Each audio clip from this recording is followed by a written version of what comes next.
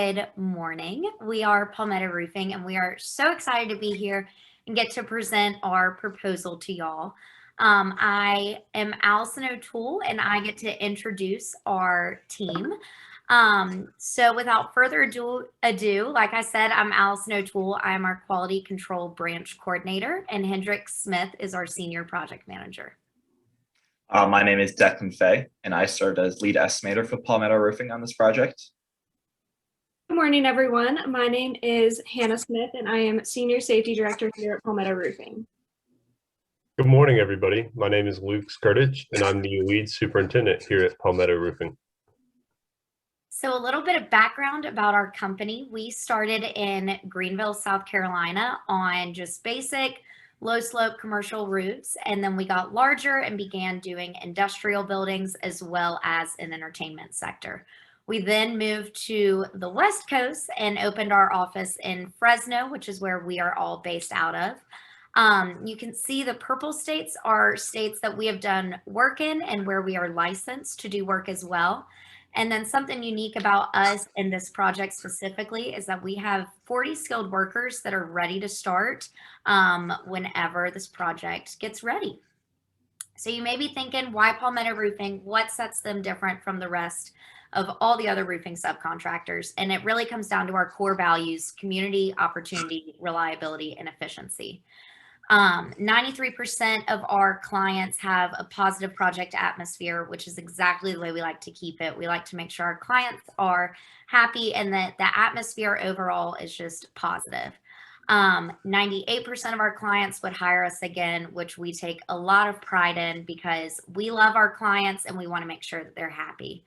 We have had 89% of projects with zero major safety concerns, which you'll hear about later when Hannah talks about our safety ratings.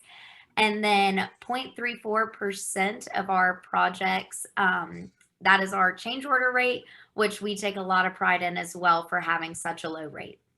Declan's going to tell us a little bit about some of our previous projects. All right, so State Farm Stadium is an iconic sports venue located in Glendale, Arizona that Palmetto Roofing had the pleasure of working on. The stadium hosts the Arizona Cardinals as well as the annual Fiesta Bowl, and Hendrik Smith was our PM on this project. The project costed roughly $455 million, and we installed a translucent bird air fabric on the roof.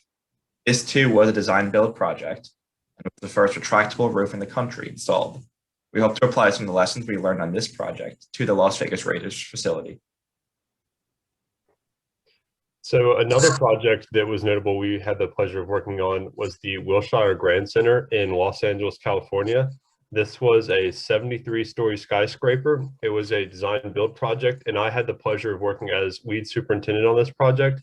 I'm proud to say we delivered this project within budget and within the schedule as well. So it was a difficult project, provided a lot of challenges, but we were able to provide a quality roofing system on time and within budget.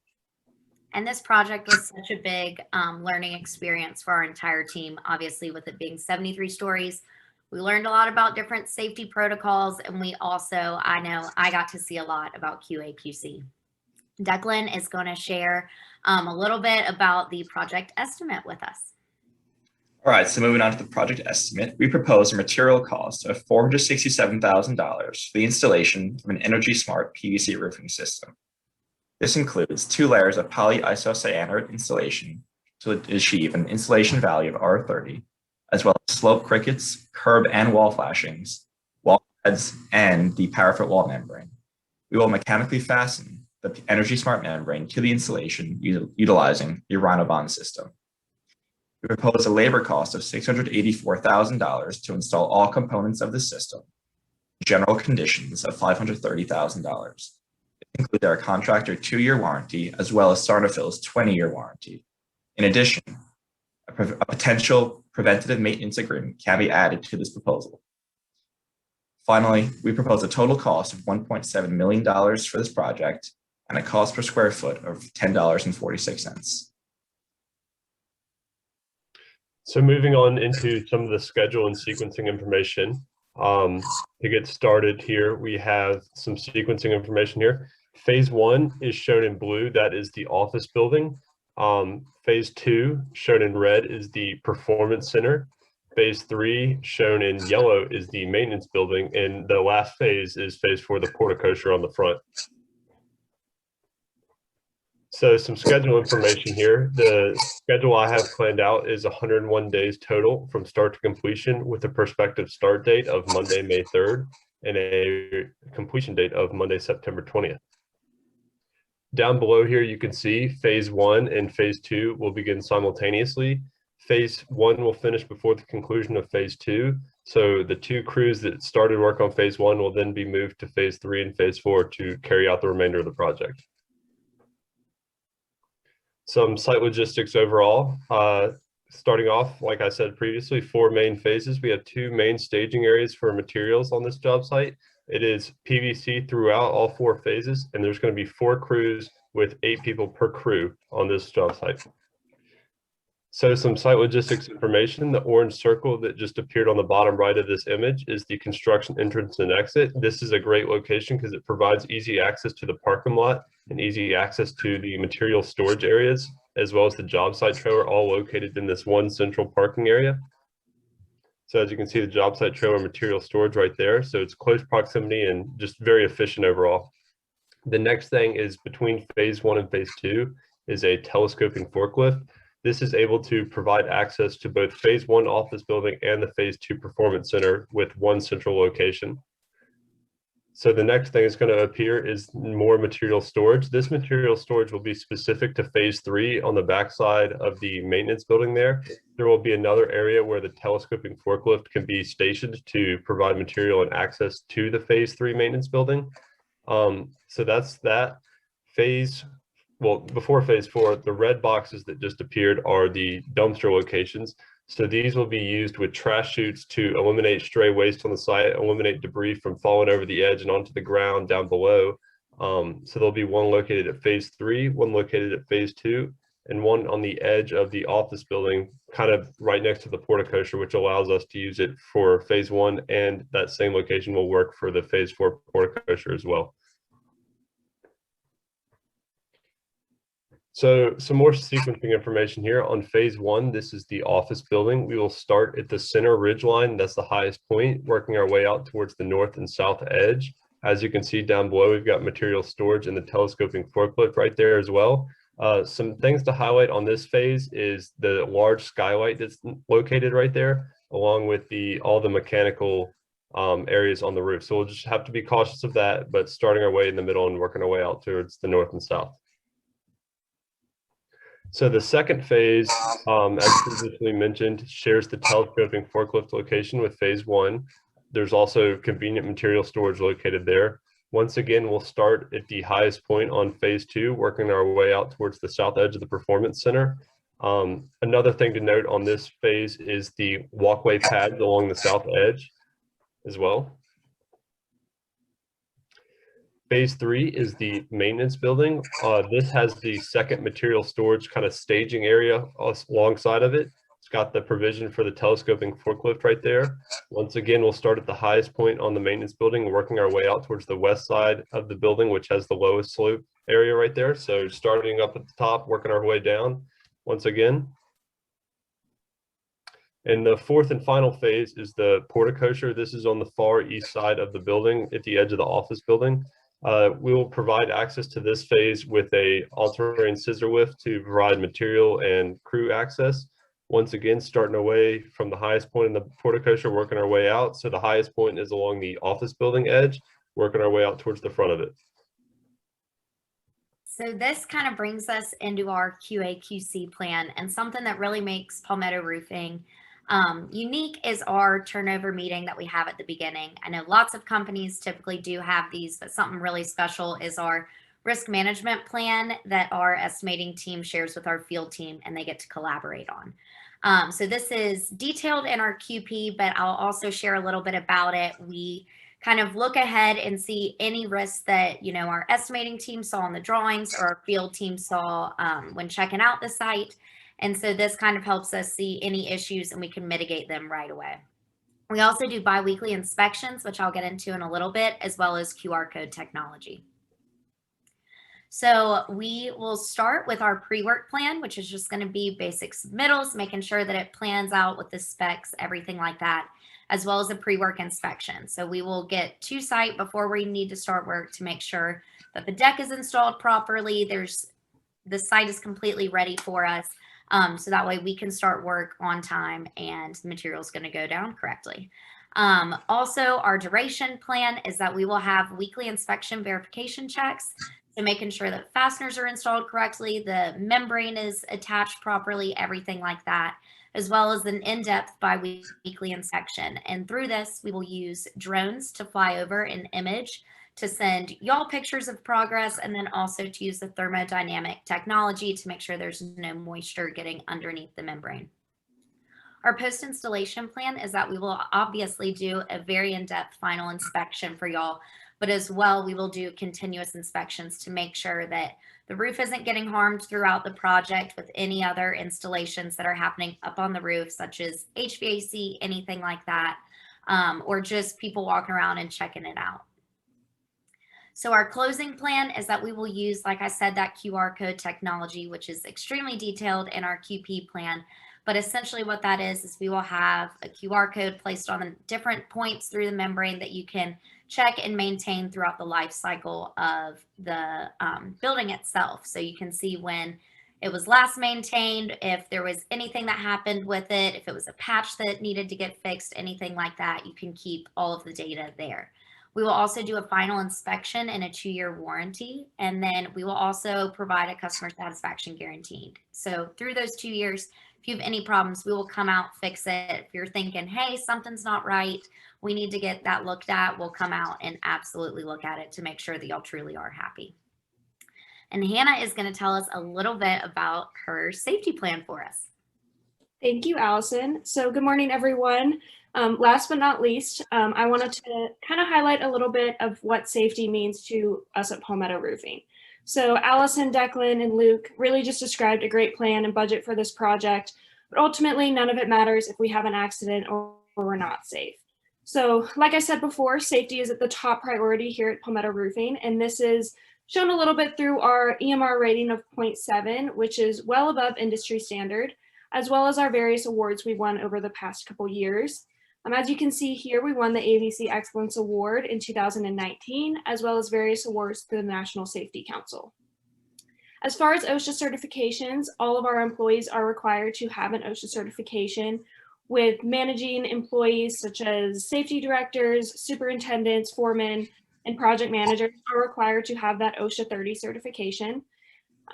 Lastly, the last thing I wanted to comment on this slide is our biometric wearables technology. So this is something that Palmetto Roofing has as that extra layer of safety protection. So what this is our hard hats, safety vests, harnesses are all equipped with this technology that collects data based on blood pressure, heart rate, body temperature, and various other things. And this just helps us monitor how our employees are doing throughout the day, as well as if an accident were to happen on site, we would be able to find them with the GPS devices, as well as know that know their stats so that they can get the professional medical help that they need as quickly and efficiently as possible if something were to happen. Next, I'm going to move into our more site-specific fall protection plan. So first, pointing out the office building, all 3 phases of this project have a 36-inch parapet wall, which does not require tie-off points on the office building, performance center, or maintenance building.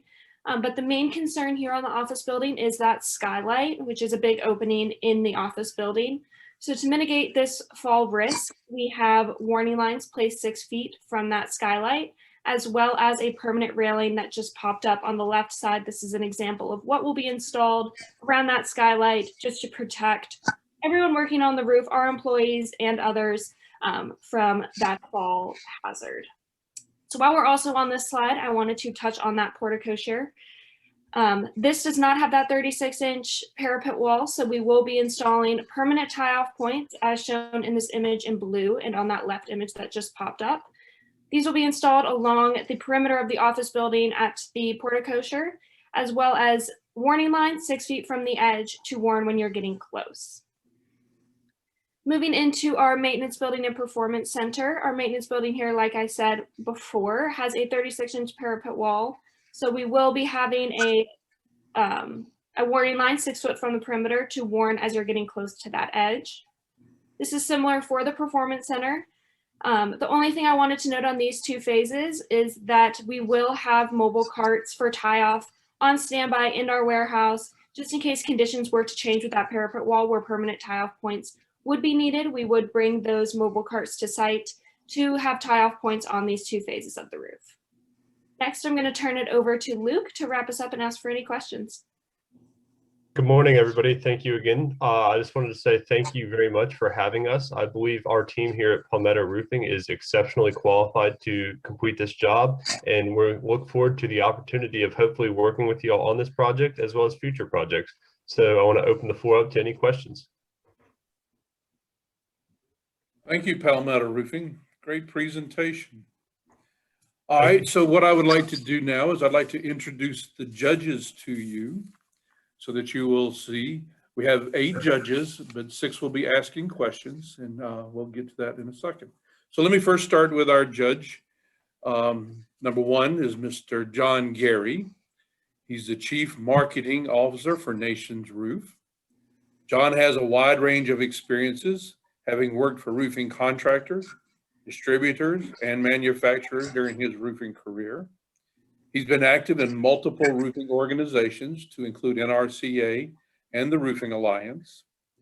John is an enthusiastic advocate for continuous improvement in the roofing industry and shows this by his participation as a speaker and a contributor to many roofing industry events and publications. Thank you, John, for being a part of this panel of judges. Our next judge is Ms. Helene Hardy-Pierce, who is Vice President of Technical Services, Codes, and Industry Relations for GAF. Helene is the recipient of 2 of the roofing industry's most prestigious awards. That is the NRCA J.A. Piper Award and the ASTM's William C. Cullen Award. This comes from her long-term commitment and dedication to the roofing industry over her entire career. Helene continues to be involved in roofing organizations, working on committees, speaking at events, publishing information, all of which provide knowledgeable insight into the technical aspect of roofing. So thank you, Helene, for being a part of this panel of judges. Our next judge is Mr. Scott Kowalik. He's Vice President of B&M Roofing, located in Frederick, Colorado. Scott is a 3rd-generation roofing contractor who grew up in and around the roofing business. His father and grandfather were both active within the industry as business owners and leaders. Simply put, Scott knows and understands all aspects of the roofing industry. He served on the Roofing Alliance Board of Trustees, NRCA's Executive Committee, and has served as president of the National Roofing Legal Resource Center. It's a mouthful. Scott continues to be involved in state, regional, and national roofing organizations, putting forth his vast knowledge of roofing. So thank you, Scott, for also being a part of our panel of judges. Our next judge is Mr. John McGarry, not to be confused with John Gary. I want to say a little play on words, but that's not true. That's 2 different people. So John McGarry is Chief Operating Officer of Commercial Roofings, Inc., located in Las Vegas, Nevada. John holds both an MBA and a bachelor's degree in mechanical engineering with a minor in mathematics. John is also involved in many industry organizations, too many to mention. The other interesting thing about John and his company, Commercial Roofers, is they are the roofing company that actually installed the PVC roof on the Raiders practice facility. It was the company that got us permission to use this project for the competition.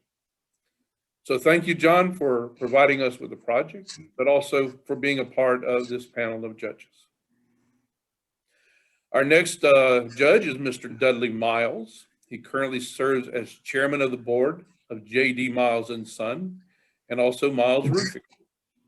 Dudley grew up in the roofing business, but followed his first passion for teaching and coaching before coming into the roofing industry full time.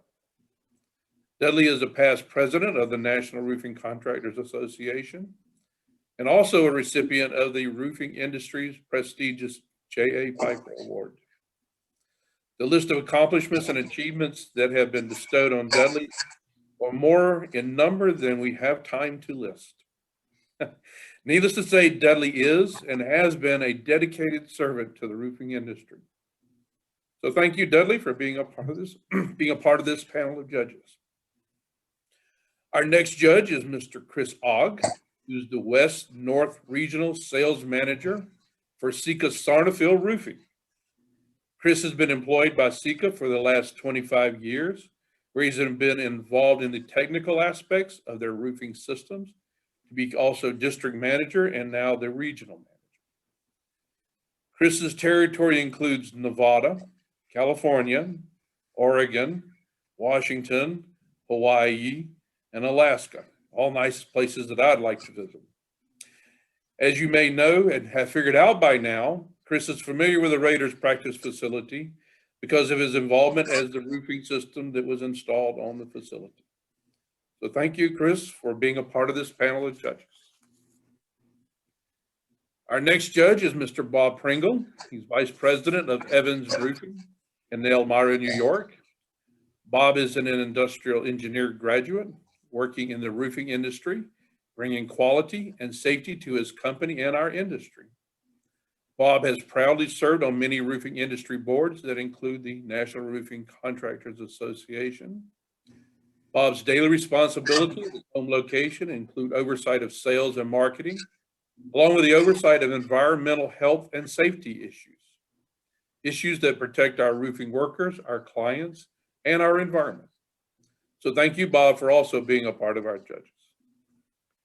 And our last judge, not least, but our last one to be mentioned, is Mr. John Yoko, Senior Vice President of Operations for GSM Roofing. John has a unique advantage of working in the manufacturing industry before beginning in his career as a roofing contractor. John has a BS in mechanical engineering and holds a master's degree in organizational management. When John started his career with GSM, he put forth a goal to continue the tradition of quality, safety, and service, and has succeeded in that goal. John also has been involved in many other roofing industry organizations, giving of his time to help our industry as a whole. So thank you, John, also for being a part of this panel of judges. So that is our list of judges. I'm going to mute out, and I'm going to turn our questions over to Mr. John Gary. There will be 6 judges asking you questions. There will be a time that you can answer these questions. And with that being said, I'm gone. Alan, thank you very much for those introductions and the kind words. And to Palmetto Roofing, well done. Very well presented, a good plan. You have demonstrated that you understand the roofing project, the terminology, the steps that are required, and you should be really proud of your work in there. Congratulations to you for that. Thank you. Thank you. My question is kind of a basic one to start off with. How are you going to get on the roof? Luke, do you want? I can take this one. So to provide access, we've got the telescoping forklifts that will have safety harnesses to provide access to and from the roof.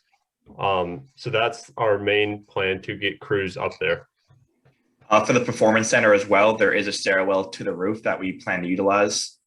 That should be existing already as well for crew access to the roof. Fantastic. This is a ladder-free zone that you've picked up on, and you've identified the different ways to be able to get up on the roof. And I know it's a very basic thing, but very important from a safety perspective. And thank you for picking up on that. Thank you. I'll pass this on to the next judge then. Helene? Thanks, John. Good morning. I will reiterate what John said. Well done, just well done. And so my question has to do with when everything's all said and done, What services will Palmetto Roofing offer the training facility after the roof has been installed in the hopes of keeping them as a long-term customer? So I think with that, one, just the way that we work with them, we really hope to kind of formulate that relationship that if there's any issues, we're going to come out and help and be just kind of an asset to them. So that way we can continue doing work, because that's kind of how it all begins, is with a relationship and keeping it positive. And then on top of that, I know from a QAQC standpoint, we plan to make sure that if anything's wrong with the roof, we will help with it. If there's any leak that happens, we'll be the first out there to make sure that any issue is mitigated almost immediately. Beyond that, I'd like to add that we utilize barcode technology.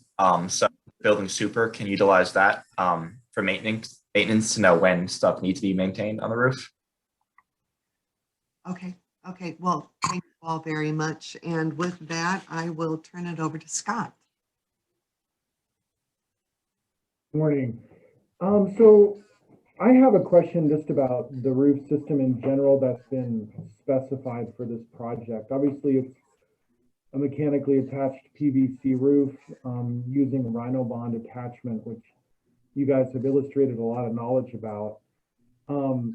We're just curious, you know, we hired a design firm to do this for us and kind of put this package together, but as professionals in the roofing industry, could you guys comment on, you know, pros and cons about the roof system we've chosen or that's been chosen here? How is it different from, let's say, TPO or EPDM? You know, and then this attachment method to plates, could you maybe talk a little bit about what that's like compared to some other roof system attachments? And just in general, we're hoping to learn a little bit more about this system that's going to be installed in our facility. So the PVC membrane being installed on this roof is an Energy Smart membrane. And along the parafoot wall, we actually are usually utilizing adhesives and not the Rhinobond system. But on the field of the roof, we're using a Rhinobond system, mechanically adhered. And that has multiple benefits. For one, we're eliminating the use of VOCs. We have environmental concerns in mind, and VOCs are harmful. So that's one consideration when we use the Rhinobond system. Energy Smart membrane, this is in Henderson, Nevada, in the desert. A white Energy Smart membrane can help deflect some of the heat from the roof and keep the building cooler. Okay, thank you. John, go ahead. Well, first of all, good morning, and I want to echo those sentiments.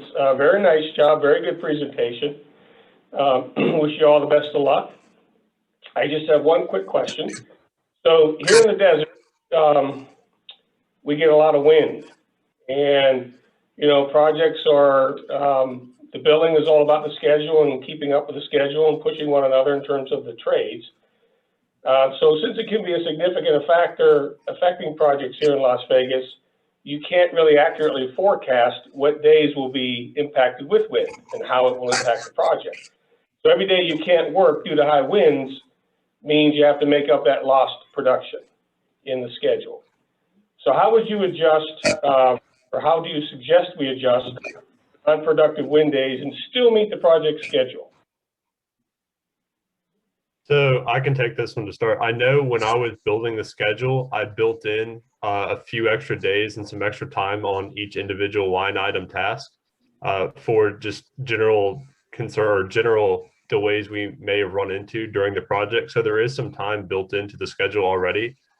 Beyond that, just like I said, I laid everything out to work as efficiently as possible. So I've planned it to be as efficient as possible, and I do have some time built in already.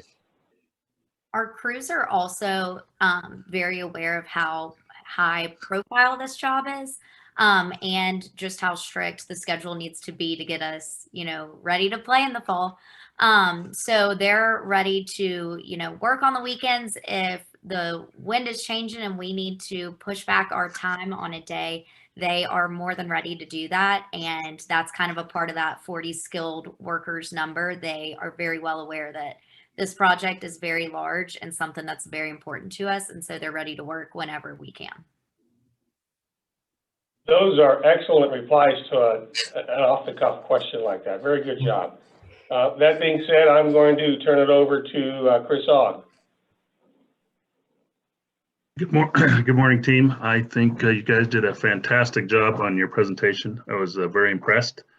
My topic today is going to be based on quality control, and one of the most important things in the success of a roof system, obviously, is the quality of the welded seams, the induction weld of the Rhinobond plates. And what I'd like to know, my question to you is, what steps are being taken to ensure that the welding equipment is working properly? And how often are you calibrating and testing the seams and the induction weld plates in the field? So we'll be doing that weekly, calibrating it, making sure it's all set. And then during those in-depth biweekly checks is when we are going to fully make sure every seam that we've done so far is correct and in place. Because we do know just how important those are. And then also when we do the biweekly check and fly the drones, we'll also get to see and make sure that there's no moisture getting into those seams. Okay. So just to follow up on that, how are you testing your to make sure your plates are being welded properly? So just a follow-up question. We'll have the welder up there with us, making sure and kind of showing us. And then we'll also be using just different kind of technologies to make sure that the weld is holding and there's nothing getting in or any air being able to get in between it. Okay, thank you. Okay, well, I'll pass this on to Bob and then we'll go from there. Thank you. Well, congratulations all. I'm surprised not one of these judges has said, take a deep breath now, because if we're in person, it's the first thing we say is, all right, guys, it's over with, take a deep breath. But congratulations to everybody for making this far in the finals. Hats off to all of you and everybody else that was associated with your success at your school. My question is safety. I'm a big advocate on safety. I've done it since I was a young man, and I'm looking at retirement today, very soon. My question is, congratulations first off on the very impressive experience modification rating, the EMR that you have in your company. It's approximately 33% below the industrial average. So hats off to all of you and your company.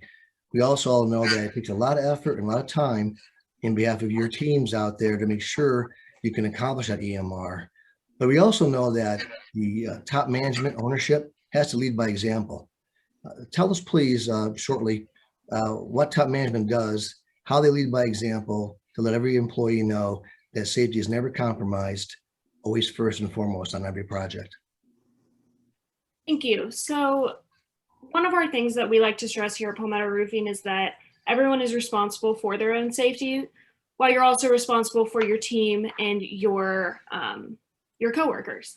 So as far as our top managers really setting that example, like I said previously, they do have that OSHA 30 certification, which is above what we expect from our crew members. However, a lot of those crew members also have that OSHA 30 certification. But as far as leading by example, we have like a C report policy. So if someone sees something, it's expected that they report it. And our managers really put this into place. They are always up on site, saying, hey, make sure you're wearing your safety gloves, pointing out things here and there, not being picky, but they are being safe and they are always tied off. They're always doing what they're supposed to be doing, as well as helping their team know in a kind way when they're not doing something the most safe way, if that makes sense.